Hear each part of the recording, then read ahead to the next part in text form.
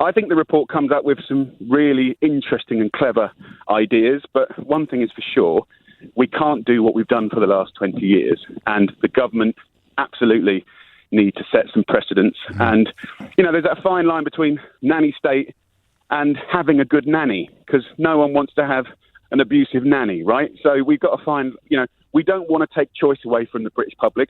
Absolutely not at all, and I don't believe in that at all, but definitely big companies globally need to reformulate, and that's the key word, is it? That this idea that you can actually change the recipes to make similar food but much healthier. 100%. I mean, if you look at what's happened in the past, when we've set reformulation targets voluntarily, it really hasn't worked. And when we look at, say, the sugary drinks tax, it didn't impact the cost.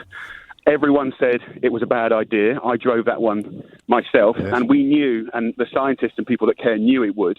It's taken millions and millions of tons of sugar out of the system, empty calories, and actually the industry is richer for it. They have a more diverse range of products, and they were able to do it. Now, if you look at that across all the food system, from cereals to food, pre-packed food, a little bit more controls with the fast food industry. And if you look at the rise of, apps and fast food in the last year, that ain't going to make us better.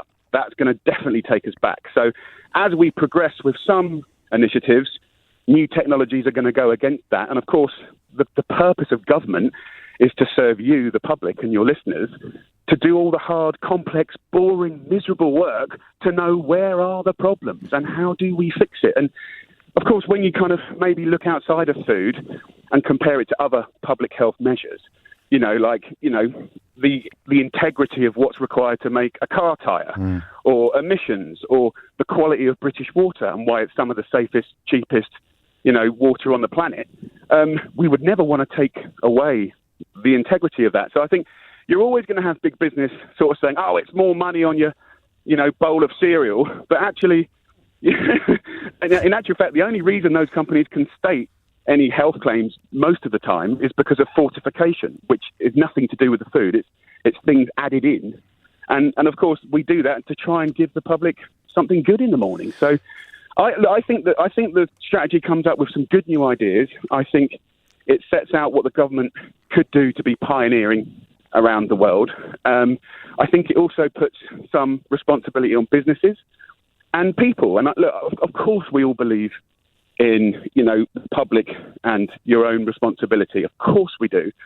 But we also know that the concept of choice is only if you've got one. And the only choice you have is if there's a good one and a bad one, or a better one, not just bad and bad. So I think that the thing that worries me, James, is that our most vulnerable communities, as a country, and fundamentally this is one of the things that inspires me as a kid that didn't do so well at school, and the concept of being able to achieve anything in this beautiful country, working out of any position, whether it's academic, financial, a postcode. The idea that any child can succeed in this country is a theoretical truth.